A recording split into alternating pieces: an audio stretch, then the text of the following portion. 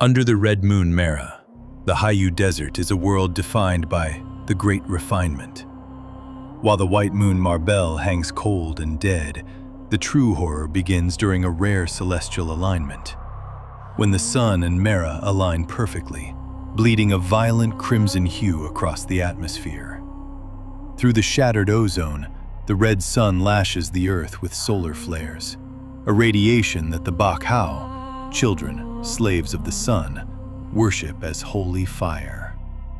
The cult's leaders, the Iron Priesthood, are survivors of these flares, their skin turned to obsidian-leather and reinforced with grafted iron. Yet, for the women of the priesthood, the red sun's blessing carries an inevitable curse.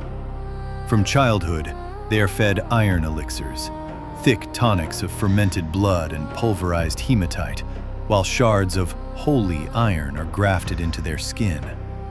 Under the sun's radiation, these minerals react, causing their flesh to petrify and turning their bodies into living metal. In the final days before the curse consumes them, they are declared Hallow-Saints. But the Bak-Hau have no mercy for the fallen. They perform the marooning, dragging these transforming priestesses to the outskirts of trade routes. As the iron shell finally seals, the woman's soul curdles into a vengeful spirit. These marooned maidens stand as rusted, spiked sentinels, but they are far from inanimate. Driven by an agonizing instinct to consume the moisture of the living to soothe the searing heat within, the maidens have developed a predatory cunning. Though their bodies are iron, their voices remain. They cast shimmering illusions and auditory spells, mimicking the sounds of an oasis or a crying child to lure travelers away from the safety of the caravans. Once a victim is in range, the maiden's rusted plates shift.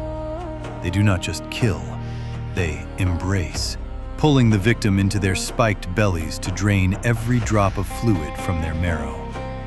Most terrifying of all is the scourge of years. If a maiden remains starved for too long, the iron joints, once frozen, begin to grind and move. Driven by a hunger that has fermented for decades, these rusted statues begin to walk, stalking toward the distant city lights. A testament that the Hayu Desert spares no one, and that even the statues of the saints eventually come for their tithe in blood.